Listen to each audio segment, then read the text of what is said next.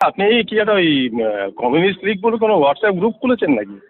হ্যাঁ, আমি একটা গ্রুপ করেছিলাম, কারণ সবার আপনাদের কন্ট্যাক্ট নাম্বার নিয়েছিলাম তো। তো হ্যাঁ হ্যাঁ হ্যাঁ। সাথে যোগাযোগটা থাকবে, সেটা আমি খুলে রেখেছিলাম। হ্যাঁ না, ওটা আজকে দেখলাম হঠাৎ এসছে আর কি, আমি জন্য জিজ্ঞেস করছি।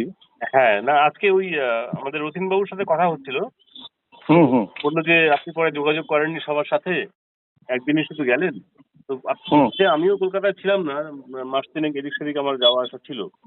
তো হুম। আমি কলকাতায় আছি, ফলে আমি যোগাযোগ করছি আবার সবার সাথে। তো তখনই পরে আমি আজকে কয়জনকে আমি যুক্ত করার চেষ্টা করছিলাম ওই গ্রুপ থেকে। তাহলে একটা আলোচনা ও হতে আচ্ছা, পারে, না সেই জন্যই। কমিউনিস্ট লীগ নামটা দিয়েছেন ওই হোয়াটসঅ্যাপ গ্রুপে, সেই জন্য ওটা আশ্চর্য লাগলো। না না, আমি তো পরে চেঞ্জও করতাম, তখন চট চট করে মনে হচ্ছে না সবার কন্ট্যাক্ট গুলো একটা গ্রুপে থাকবে, তাই করে রাখি। ওইরকম ভেবে কিছু করিনি আমি, সেটা কিছু মনে করবেন না। আচ্ছা। হ্যাঁ হ্যাঁ, ওইরকম কিছু নয়। না, আমি ভাবছিলাম আসলে ওটা আমাদের সংগঠনের নাম, তো আমি ভাবছিলাম যে কি ব্যাপার, ওটা কে করলো ওটা। না না, আমি হ্যাঁ, এমনিতে ওখানে যুক্ত করেছিলাম কাউকে, অ্যাডমিনও করেছিলাম আপনাদের মধ্যে কাউকে। তিনি হচ্ছে, ওই তো উত্তম উত্তম কুণ্ডু বলে একজনকে করেছেন। হ্যাঁ হ্যাঁ হ্যাঁ, আমি বলেছিলাম যে হুম। এখানে যুক্ত করলে তাহলে আলোচনার জন্য সুবিধা হতে পারে। এটা ওইরকম কোনো অফিসিয়াল কিছু ভাববেন না যে আমি ওরকম কিছু ভেবে করেছি। জাস্ট, আচ্ছা আচ্ছা আচ্ছা। হ্যাঁ জাস্ট, না, এটাই জানার ছিল আর কি, কারণ হ্যাঁ হ্যাঁ। ব্যাপারটা আমি বুঝতে পারছিলাম না যে কি হলো ব্যাপারটা, না না, ওই জন্যই। কোনো কন্ট্যাক্ট গুলো হারিয়ে যায় তো। হুম। একটা গ্রুপ থাকলে সবার সাথে যোগাযোগ করা যাবে, একটা কোনো মেসেজ দিলাম তো সবাই পেয়ে গেলেন। আমি সেই জন্যই করা, আচ্ছা আচ্ছা আর অন্য কোনো কারণ নেই। হ্যাঁ, আচ্ছা আচ্ছা, ঠিক ঠিক আছে। তারপরে কি ঠিক। আমাদের বিষয়টা কি আর দেখা হয়েছিল আপনাদের, বা আলোচনা হয়েছিল? আসলে ব্যাপারটা হচ্ছে যে আমি আপনার ওই লেখাগুলো পড়ে আর কি ওগুলো নোট করা শুরু করেছিলাম তখন, কিন্তু আচ্ছা, যেটা হলো আর কি সেটা তখন তো আর আপনার সঙ্গে আলোচনা হলো না। হ্যাঁ হ্যাঁ, এখন আমি তো ওটা অন্য কাজ ধরে ফেলেছি, মানে আপনার ওই আম্বেদকারকে নিয়ে আমরা একটা কাজ করছি, আম্বেদকারের উপর একটা বই বার করছি আমরা। হুম। এখন বুঝতেই পারছেন আম্বেদকারের এই সাবজেক্টটা বিরাট সাবজেক্ট আর কি। হ্যাঁ, ওনার তো ইতিমধ্যে আমি প্রায় 26টা ভলিউম কালেকশন করেছি আর কি। হ্যাঁ, তার মধ্যে কিছু লেখা পড়া আছে, কিন্তু আম, অনেক লেখা আর পড়া নেই আর কি। আচ্ছা আচ্ছা এখন ওই ওই কাজটা নিয়ে এখন ব্যস্ত হয়ে পড়েছি আর কি। আচ্ছা। তো সেখানে আপনার মানে আপনার মূল মোটোটা কি আছে? ওনার সম্বন্ধে কি বের করার আছে, সেটা যদি একটু বলতে চান। আসলে ব্যাপারটা কিছুই না, ব্যাপারটা হচ্ছে এখন এই বামপন্থী মহলে আম্বেদকারকে নিয়ে একটা হইচই হচ্ছে খুব আর কি। হুম। আচ্ছা এখন আম্বেদকারকে তখন অন্যরকম ভাবে জানতাম। আচ্ছা হ্যাঁ, ভারতবর্ষের সংবিধানের প্রণেতা, মানে ভারতবর্ষের বুর্জোয়াদের একজন, মানে বলতে পারেন আম, চিন্তাবিদ আর কি।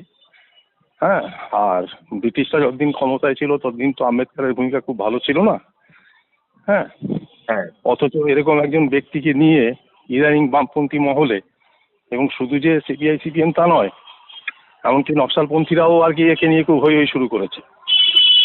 হ্যাঁ, তা আমাদের কাছে ব্যাপারটা খুব আশ্চর্য লাগছে যে হঠাৎ কি হলো। হ্যাঁ, আচ্ছা মানে একটা ব্যাপার আছে, সেটা হচ্ছে যে বিজেপিকে বিরোধিতা করতে গিয়ে এটা আম্বেদকারের শরণাপন্ন হয়েছে। হুম। কিন্তু বিজেপিকে বিরোধিতা করার জন্য তো আম্বেদকারের শরণাপন্ন হওয়ার কোনো দরকার নেই, তার জন্য মার্ক্সবাদী যথেষ্ট হাতিয়ার আছে আর কি। হ্যাঁ, এখন এরা সবকিছুতেই যেটা হয়ে গেছে শর্টকাট মারার ধান্দা আর কি এদের। এখন আম্বেদকারকে নিয়ে একটা হই হই লাগিয়েছে, তার যে পুরনো ভূমিকা, অতীত ভূমিকা, সেটা ভুলে গেছে পুরো। সেটা কি সিপিআই করছে? সবাই সবাই, সব, সিপিআই সিপিএম নকশালপন্থীরা সবাই এখন আম্বেদকারকে নিয়ে হই হই করছে। মানে আম্বেদকরের কোন অ্যাঙ্গেলটা ধরেছে এটা কি? ওই মূলত হিন্দু ধর্মের বিরোধিতা, যেটা হিন্দু ধর্মের জাতপাত ব্যবস্থা বা তার মধ্যেকার যে গণতান্ত্রিক সমস্ত বিষয়গুলো, সেগুলোকে তো আম্বেদকর তুলে ধরেছিলেন, খুব দক্ষভাবেই তুলে ধরেছিলেন, তো পণ্ডিত লোক ছিলেন। হুম। এবং উনি নিজে একজন ওই দলিত সম্প্রদায়ের লোক ছিলেন, মাহার সম্প্রদায়ের। তাকে অনেক মানে নিপীড়ন সহ্য করতে হয়েছিল। তা উনি খুব দক্ষভাবে এগুলো তুলে ধরেছেন, সে বিষয়ে কোনো সন্দেহ নেই। ওনার আমি কিছু লেখা পড়েছি এর আগে জাতপাত নিয়ে, ওয়ার দ্য শুদ্রোজ দ্য আনটাচেবল, সেসব লেখাগুলো খুবই সুন্দর লেখা। হ্যাঁ, ভারতবর্ষের অতীত ইতিহাস, হ্যাঁ, কিভাবে জাতপাত প্রথাগুলো এলো, শূদ্ররা কারা, দলিতরাই বা কারা, এরকম সুন্দর লেখা খুব অল্পই আছে। হ্যাঁ, এগুলো এমনি পড়া দরকার আর কি। কিন্তু কিন্তু কিন্তু রাজনৈতিক জায়গাতে ওনার তো ভূমিকা সে সময় খুব ভালো ছিল না। হুম। উনি কি কমিউনিস্ট সিস্টেমটাকে সমর্থন করেছেন বা অ্যাকসেপ্ট করেছেন? না না না না না না না, করেননি। উনি কমিউনিজমের পুরোপুরি বিরোধী ছিলেন। হ্যাঁ, উনি বুঝতেই পারছেন ব্রিটিশদের মন্ত্রিসভায় উনি ছিলেন। হ্যাঁ, ব্রিটিশদের মন্ত্রিসভায় উনি ছিলেন এবং জয়প্রকাশ নারায়ণরা যখন লড়াই করছেন এবং জেলবন্দি হয়েছেন, হ্যাঁ, উনি তার পক্ষে দাঁড়িয়েছেন, মানে জয়প্রকাশ নারায়ণকে জেলবন্দি করার পক্ষে দাঁড়িয়েছেন এবং তারা সন্ত্রাসবাদী হ্যান ত্যান এইসব ধরনের কথাবার্তা উনি বলছেন আর কি। বুঝতেই পারছেন উনি কী ধরনের জায়গায় ছিলেন আর কি। সেইখানে সেরকম একজন ব্যক্তিকে নিয়ে এত হইহই করা, শুধুমাত্র উনি ওই হিন্দু ধর্মের ওই ব্যাপারগুলোকে বিরোধিতা করেছিলেন বলে, এটা তো খুব ভালো জিনিস না। হ্যাঁ, তা আমরা এখন এইগুলোকে তুলে ধরতে চাইছি আর কি। হ্যাঁ, এখন সেটা তো আর মুখে বললে হবে না, আমাকে সব তথ্যগুলো জোগাড় করতে হবে ওনার লেখা থেকেই। আমি সেই কাজগুলো করছি এখন। বেশ বেশ। না, হ্যাঁ এটা খুব ভালো উদ্যোগ যে আপনি এটার স্পষ্টতা দেবেন যে হ্যাঁ, ওটা নিয়ে আমি এখন ব্যস্ত হয়ে পড়েছি, যেই কারণে আপনার ওই এই মনুদার সাথে এক সপ্তাহখানেক আগে এই নিয়ে কথা হচ্ছিল। মনুদা আমাকে বলছিল যে আপনার লেখাগুলো নিয়েই যেটা আমি শুরু করেছিলাম সেটা করতে আর কি। আমি বললাম, দেখুন এখন তো আপনারা আলোচনাগুলো আর বন্ধ করে দিলেন, আর করবো না তখন। আমি যেটা বলেছিলাম আপনাদের এই আলোচনাগুলো কন্টিনিউ করতে, সেগুলো আর করলো না, কেউ উৎসাহ দেখালো না। যাই বলে আমি ভাবলাম যে ওটা আর হবে না, আমি আমার অন্য কাজ শুরু করে দিয়েছি।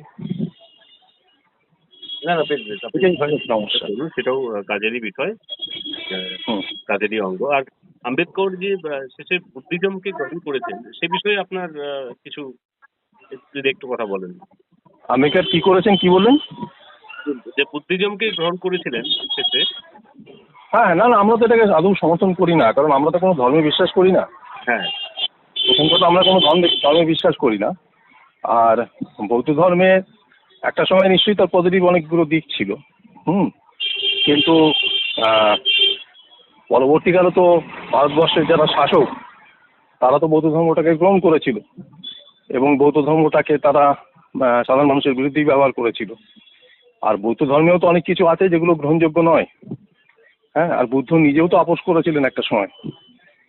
আপনার যখন দাসরা যখন দলে দলে এসে সংঘগুলিতে জয়েন করছিল, তখন তো বুদ্ধর উপরে চাপ আসে এবং পরে বুদ্ধ দাসদেরকে আর নেওয়া হবে না বলে তিনি ঘোষণা করেন আর কি।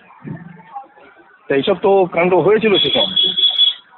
আর তার তো দর্শন, যেটা এই দর্শনটা তো কোনো মানে আজকের মার্ক্সবাদের পরিপ্রেক্ষিতে তো কোনো তার কোনো প্রগ্রেসিভ কোনো জায়গা নেই।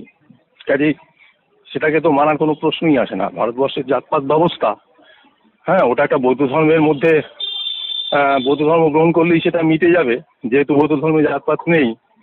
হ্যাঁ, এটা খুব সরলীকরণ আর কি। তার কারণ হচ্ছে ভারতবর্ষে যারা বৌদ্ধ আছে, হ্যাঁ, তারা যেহেতু চারিদিক দিয়ে হিন্দুদের দ্বারা ঘেরাও হয়ে আছে, তার ফলে এই বৌদ্ধদের মধ্যেই দেখবেন এখানে জাতপাত প্রথাগুলো ভালোভাবেই টিকে আছে। হুম। ঠিক ঠিক। ধরুন ইসলাম, খ্রিস্টান ধর্ম, বৌদ্ধ, জৈন, এরা তো কেউ, বা শিখ, এরা তো কেউ জাতপাতে বিশ্বাস করে না। কিন্তু ভারতবর্ষে যে সম্প্রদায়গুলো আছে এদের প্রত্যেকের মধ্যেই জাতপাত ভালোভাবে আছে, ভালোভাবে আছে। কারণ চারিদিকে তারা হিন্দুদের দ্বারা ঘেরাও হয়ে আছে, তার ফলে এখানে তাদের মধ্যেও ওই হিন্দুদের মতনই একই রকমভাবে জাতপাতগুলো আছে। কাজেই বৌদ্ধ ধর্ম গ্রহণ করলে সমাধান হয়ে যাবে, এটা খুব ছেলে মানুষই ধারণা আর কি।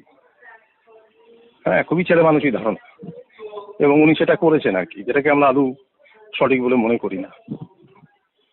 খুব ভালো লাগছে আপনি যে পয়েন্ট। আর সবচেয়ে বড় কথা হচ্ছে, দেখবেন আমাদের পাশের যে দুটো রাষ্ট্র শ্রীলঙ্কা এবং বার্মা, হ্যাঁ, সেখানে তো ওরা তো বৌদ্ধ। হ্যাঁ, হ্যাঁ, অন্তত অফিসিয়ালি তো ওরা বৌদ্ধ। ওরা সেখানে তামিলদের বিরুদ্ধে, হ্যাঁ, শ্রীলঙ্কাতে, আর আপনার বার্মাতে রোহিঙ্গাদের বিরুদ্ধে বা অন্যান্য জাতিগুলোর বিরুদ্ধে বৌদ্ধরা তারা যে ধরনের অত্যাচার করেছে বা এখনো করছে, হ্যাঁ, এটা তো দেখিয়ে দেয় যে মানে বৌদ্ধদের ভূমিকাটা কি, সেটা খুব ভালো কিছু না আধুনিক মানে কালে আর কি। হ্যাঁ, সেটা তাদের ভূমিকাও তো একই। হ্যাঁ, অফিসিয়ালি খাতায় কলমে লিখে দিয়েছে, কিন্তু বাস্তবতা সেটা বলছে না। সেটাই ঠিকই বলছেন আপনি। হ্যাঁ, এইগুলো তো বাস্তব ঘটনা। হুম হুম। আর সবচেয়ে শুধু সেটা কেন, ধরুন তিব্বত, হ্যাঁ, তিব্বত চীনকে দখল করেছে, চীন দখল করেছে তিব্বতকে, এটা আমরা নিশ্চয়ই সমর্থন করি না। কিন্তু তিব্বতের লামারা সেখানে কৃষকদের উপরে যে ভয়াবহ অত্যাচার চালাতো, হ্যাঁ, এটা তো বাস্তব ঘটনা। ঠিক ঠিক। এটা তো বাস্তব ঘটনা। মানে একেবারে পুরো ভূমি দাসে পরিণত করে রেখে দিয়েছিল সেখানকার কৃষকদেরকে বৌদ্ধ লামারা তিব্বতে। হ্যাঁ, যেখান থেকে চীন সরকার তাদেরকে মুক্ত করেছে। চীন তিব্বত দখল করে খারাপ কাজ করেছে নিঃসন্দেহে, কিন্তু একটা পজিটিভ কাজ তো তারা করেছে ওখানে। ওখানে কৃষকদেরকে তারা ওই মধ্যযুগীয় শাসন থেকে মুক্ত করেছে। কাজেই বৌদ্ধ ধর্ম গ্রহণ করলেই সবকিছু সমাধান হয়ে যাবে, এটা তো ঘটনা নয়।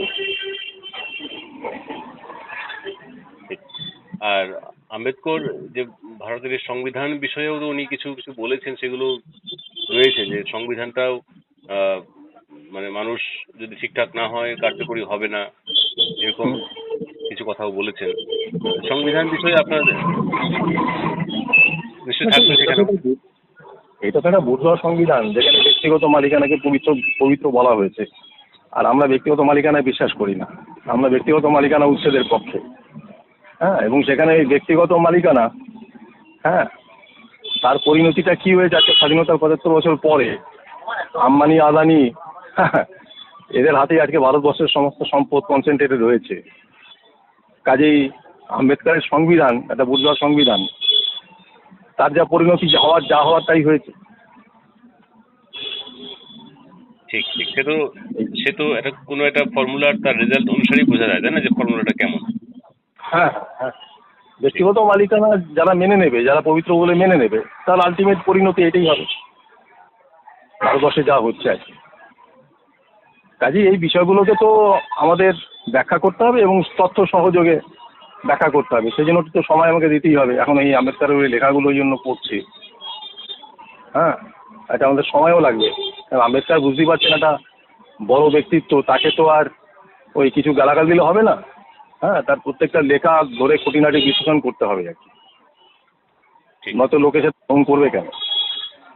কারণ সাধারণ মানুষের মধ্যে তো তার একটা প্রভাব আছে।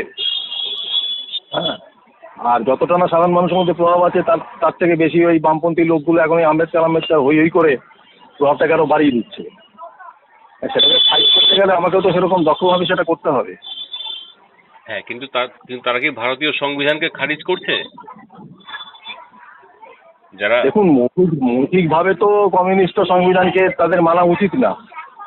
হ্যাঁ, কিন্তু বাস্তবত তারা তো এখন ভারতীয় সংবিধানকে সবাই মেনেই নিয়েছে। এবং এখন তো ধরুন ভারতবর্ষের সংবিধান বাঁচাও, হ্যাঁ, এই আওয়াজ তুলেই তো এখন এখানকার বামপন্থীরা এগোচ্ছে। তাহলে এখন তো যেটাকে আমরা দ্বৈত রূপ ফুটে উঠছে তাহলে। হ্যাঁ, যেটাকে আমরা বিরোধিতা করছি। ফাঁসিবাদকে বিরোধিতা করা, বিজেপির ফাঁসিবাদকে বিরোধিতা করা, তার মানে তো এই না যে ভারতবর্ষের এই বুর্জোয়া সংবিধানকে বাঁচাতে হবে, তা না। ফাঁসিবাদ এই সংবিধানকে আশ্রয় করেই বেড়ে উঠেছে। কাজে ফাঁসিবাদকে যদি আলটিমেটলি ধ্বংস করতে হয়, তাহলে এই সংবিধানকেও ধ্বংস করতে হবে, এই পুঁজিবাদী ব্যবস্থাটাকেও ধ্বংস করতে হবে। এছাড়া ফাঁসিবাদকে আপনার ধ্বংস করা যাবে না। পুঁজিবাদ টিকে থাকলে ফাঁসিবাদ আসবেই। বিজেপিকে একটা নির্বাচনে হারিয়ে দেওয়া মানে ফাঁসিবাদ শেষ হয়ে গেল, এইসব যারা ভাবে তারা বালকিল্য চিন্তা করছে আর কি। ঠিক। এই না না, ভালো লাগলো আপনার সঙ্গে কথা বলে, যে কথা হয়নি। আপনি করুন, আপনার যদি সময় সুযোগ থাকে আমাকে বলবেন, আমরা আলোচনা করতে পারি এইসব বিষয়ে, এই আম্বেদকরের বিষয়ে আলোচনায় আসতে পারি। হ্যাঁ হ্যাঁ হ্যাঁ, করা যেতেই পারে, ভালো হবে। আর এই যতখানি আমাদের কথা হলো, আমার অডিও কল রেকর্ডিং অন থাকে, এই অডিও কলটা রেকর্ড হয়েছে, এটা ভালো আলোচনা হলো একটা। তো আমাদের ইউটিউব চ্যানেলে আমি অডিওটা দিতে পারি কি? ইউটিউব চ্যানেলে দেওয়ার দরকার নেই, তার কারণ হচ্ছে এটা তো পাবলিক হয়ে যাচ্ছে। ইউটিউব চ্যানেলে দেওয়া মানেই পাবলিক হয়ে যাচ্ছে। আর পাবলিক হয়ে গেলে যেটা হবে, নানানজন নানান রকম প্রশ্ন করবে। এখন নানানজন নানান রকম প্রশ্ন করলে এই মুহূর্তে তো আমি সব জবাব দিতে পারবো না, কারণ আমার তো সমস্ত কিছু এখন বলা নেই। না, সে বিষয়ে কোনো অসুবিধা নেই, আপনি তো করছেন, সে তো অডিওতে রয়েছে যে আপনি এই কাজটা করছেন। লোকে এখন ব্যাপারটা হচ্ছে ধরুন আমাদের লেখাটা যখন হয়ে যাবে, পুরো লেখাটা হয়ে যাবে, যখন আমাদের কাজটা হয়ে যাবে, তারপরে এটা পাবলিক হলে অসুবিধা নেই। হ্যাঁ, তারপরে এটা পাবলিক সেটা যোগাযোগ করলে সে যোগাযোগ আমার সাথেই করবে, সেটা কথা বলা যাবে। অডিও করে আপনারা নিজেরা আপনাদের মধ্যে শুনতে পারেন, বা আমাদের যারা বন্ধু হলো তাদের মধ্যে শোনানো যেতে পারে। হ্যাঁ, কিন্তু সাধারণ মানুষের মধ্যে চলে গেলে তারা তো তখন প্রশ্ন করবে নানান রকম। হ্যাঁ, সে তো ভালোই, প্রশ্ন করুক, তারা বুঝুক, তারাও সমীক্ষাটা জানুক না, যে সমীক্ষা কি করে করতে হয় একটা বিষয়ে, সার্বিক সমীক্ষা হওয়া উচিত না, যেটা আপনি হ্যাঁ, বললেন। সেটা যদি তারা মেনে নেয় যে এটা প্রস্তুতি হ্যাঁ। পর্বে আছে কি, এখন এই মুহূর্তে তারা প্রশ্ন কোনো উত্তর পাবে না আর কি, তারা যদি আলাদা কোনো প্রশ্ন করে এই মুহূর্তে উত্তর পাবে না, তাহলে ঠিক আছে, তাহলে অসুবিধা নেই। হ্যাঁ, তারা বুঝেই যাবে বিষয়টা নিয়ে, তারা নিজেরা হয়তো স্টাডি করা শুরু করবে নতুন ভাবে, যে সার্বিক সমীক্ষা হওয়া উচিত।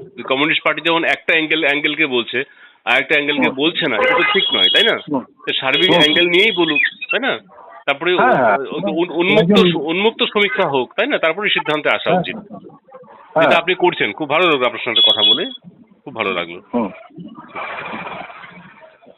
ঠিক আছে, তাহলে রাখছি। ঠিক আছে দাদা, ভালো থাকবেন, আবার কথা হবে। হুম, ঠিক ওকে, আছে। ওকে, ধন্যবাদ। ওকে। হুম।